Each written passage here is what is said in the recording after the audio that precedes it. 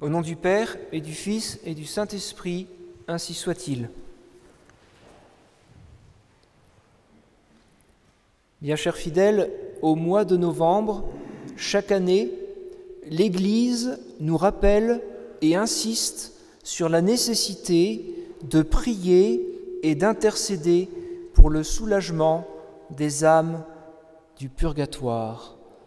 Et nous savons que nous pouvons effectivement les soulager et même les délivrer de ce lieu où elles sont retenues le temps de leur purification pour qu'elles puissent entrer au ciel définitivement auprès de Dieu. Nous croyons, définit le Saint Concile de Trente, nous croyons que les âmes détenues en purgatoire sont soulagées par les suffrages des fidèles, c'est-à-dire par nos prières, par nos mérites. Nous avons cette puissance d'intercession pour ces pauvres âmes qui attendent leur complète purification avant de pouvoir être introduites auprès de Dieu pour toujours. C'est là une vérité de notre foi extrêmement importante pour les âmes du purgatoire, évidemment.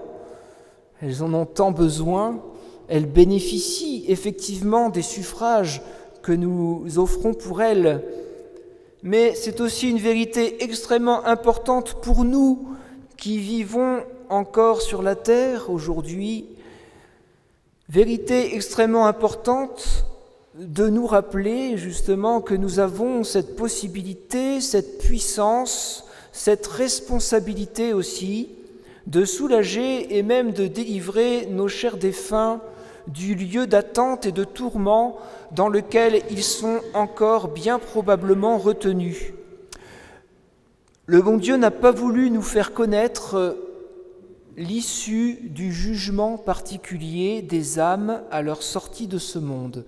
Nous ne connaissons pas le résultat de ce jugement. Nous ne savons pas donc ce qui s'est passé pour l'âme de nos chers défunts lorsqu'ils ont paru devant Dieu.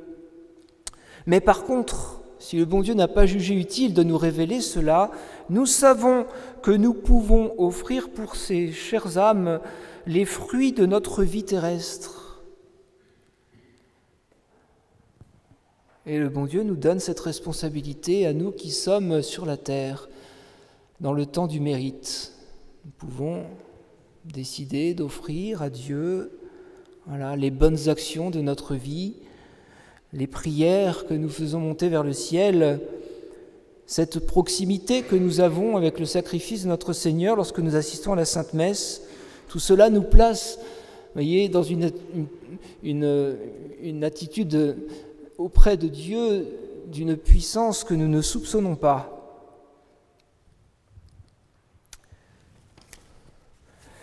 Et c'est une responsabilité qui nous est confiée.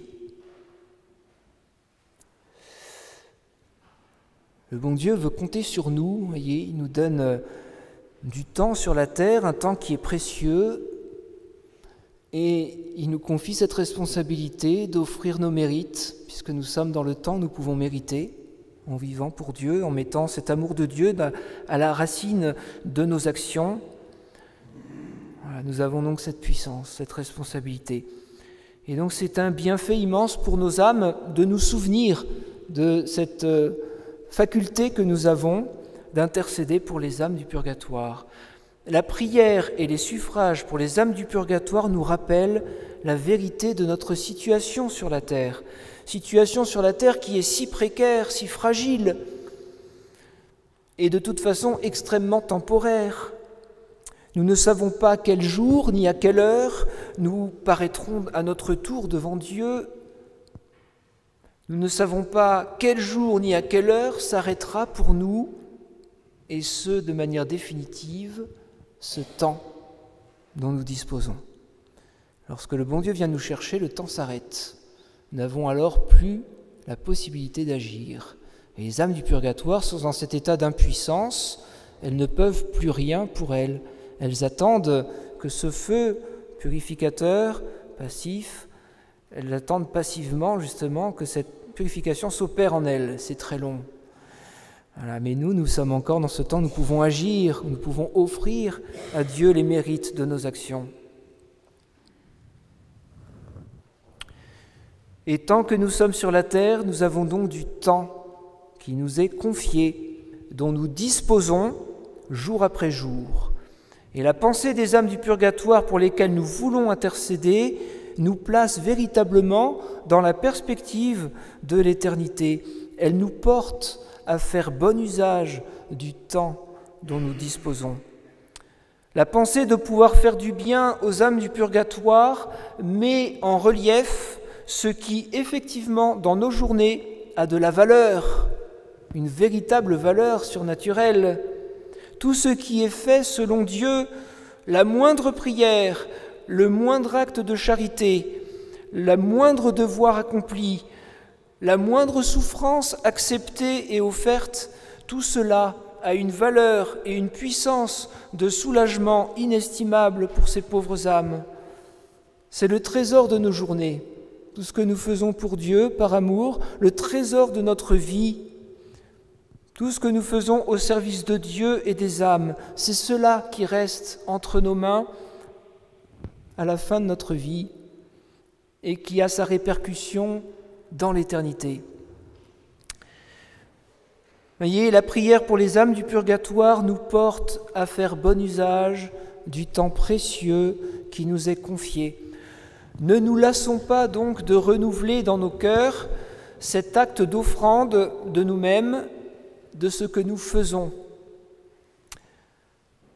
Par cette capacité d'agir et de choisir ce qui plaît à Dieu, ce qui nous met à son service, ce qui exprime notre amour, nous transformons alors le temps qui passe, le temps qui s'écoule, en mérite pour le ciel, en mérite d'éternité.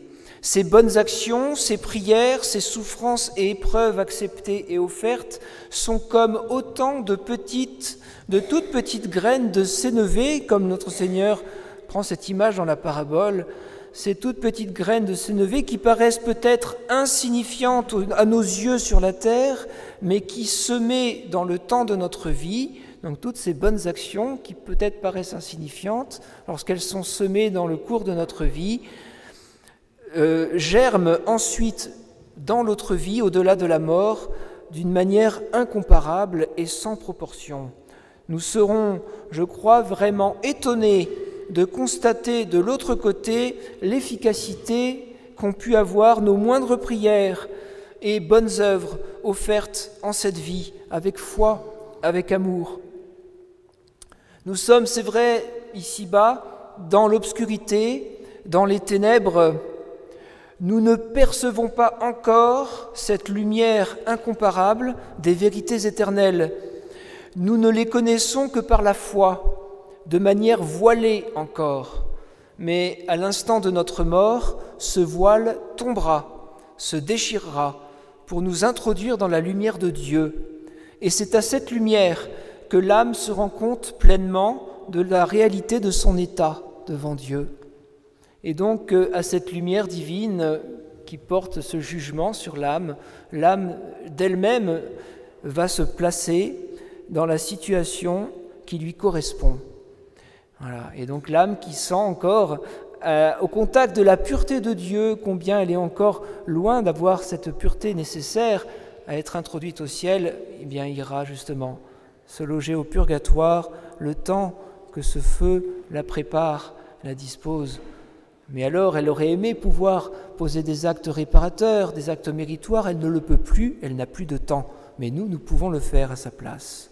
Alors, nous sommes sur la terre, vous voyez, un petit peu, c'est une autre image que l'on trouve dans les pères de l'Église. Monseigneur Lefebvre aimait aussi apprendre cette image, l'image de la chrysalide, vous savez, cette chenille qui va devenir papillon dans son cocon. Nous sommes comme cette chenille, voyez, qui est appelée à cette destinée merveilleuse, voilà, de pouvoir s'épanouir dans ce vol à la lumière. Voilà. Nous sommes faits pour aller vers Dieu, vers la lumière de Dieu, lumière incomparable. Mais cet épanouissement futur est préparé par une existence obscure et bien inférieure, mais préparatoire et nécessaire. Le moment venu, lorsque le cocon s'ouvre, le nouveau papillon alors déploie ses ailes et vole à la lumière qui l'attire irrésistiblement. Mais encore faut-il que ce papillon, lorsque le cocon s'ouvre, soit effectivement prêt à prendre son envol, qu'il ait été suffisamment préparé à cet envol. Voilà, et cela s'opère au cours de notre vie par les grâces que nous recevons de Dieu, par cette rédemption en particulier, qui rend nos âmes délivrées du péché, à nouveau capables de prendre cet envol surnaturel, on peut dire, par la grâce du Seigneur, par la grâce du sang précieux qui a été versé pour nous sur la croix. Voyez, telle est un peu, en quelque sorte, notre vie sur la terre. Dans cette obscurité, nous préparons justement cette union définitive avec Dieu pour laquelle nous sommes faits.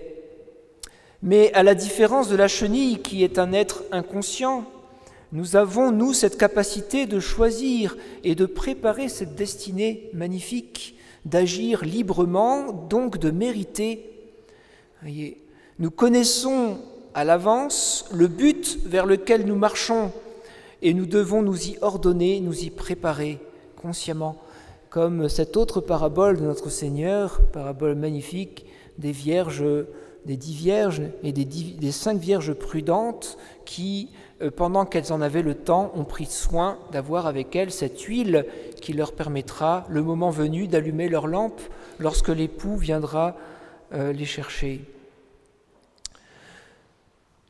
Notre existence sur la terre a donc, vous le voyez, quelque chose d'obscur, de ténébreux, parce que nous ne percevons pas encore la lumière de Dieu, mais nous avons pourtant, au cours de notre vie, un accès direct et une proximité étonnante avec les mystères divins, qui sont encore pour nous cachés sous le voile de la foi, mais nous avons malgré tout cette certitude d'approcher au plus près de Dieu.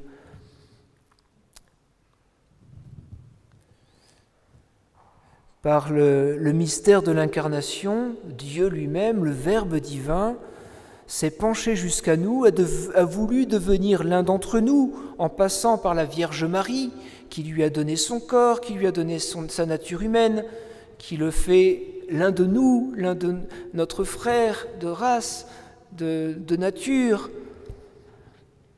Et notre Seigneur donc a offert sa vie en sacrifice pour nous et il veut rester par sa toute-puissance également chaque jour parmi nous. Voilà, dans le Saint-Sacrement et dans la Sainte Messe. Il a voulu nous laisser tous les jours renouveler sur l'autel son sacrifice, le sacrifice de notre salut, de notre rédemption, le sacrifice qui nous délivre de nos péchés, pour que nous en fassions, en venant y assister, que nous fassions de ce sacrifice de Jésus notre sacrifice. L'offrande de nous-mêmes, nous venons l'unir à celle de Jésus qui s'offre pour nous. Voilà. Notre vie sur la terre est certes obscure, en ce sens que nous ne percevons pas encore la lumière de Dieu, mais elle est extrêmement précieuse et pleine de ressources au contact de notre divin Sauveur. Les âmes du purgatoire qui souffrent tant d'être séparées encore de Dieu dont elles ont déjà perçu la lumière qui les attire irrésistiblement, les âmes du purgatoire qui souffrent de cette séparation d'avec Dieu, séparation temporaire puisqu'elles ont cette espérance et cette conviction qu'un jour elles seront délivrées, mais les âmes du purgatoire nous envient de pouvoir nous-mêmes, qui sommes encore dans cette vie obscure, pouvoir approcher si près de notre divin Sauveur. Voilà, nous pensons aux âmes du purgatoire lorsque nous sommes près du Saint-Sacrement et offrons pour elles justement cette adoration que nous déployons pour notre divin Sauveur présent devant nous. Notre vie sur la terre est le temps du mérite et de la miséricorde où il nous est donné de pouvoir choisir de servir le bon Dieu, de nous tourner vers lui. Faisons donc bon usage de ce temps précieux dont nous disposons aujourd'hui. Ne le gaspillons pas, ce temps. Offrons volontiers les mérites de nos journées pour nos chers défunts qui n'ont plus de temps, qui ne disposent plus de cette faculté de pouvoir mériter. Tenons-nous prêts, nous aussi, jour après jour, à paraître devant le bon Dieu, le chapelet à la main, le nom de Marie sur les lèvres et l'amour du très saint sacrement dans le cœur. Ainsi soit-il. Au nom du Père et du Fils et du Saint-Esprit, ainsi soit-il.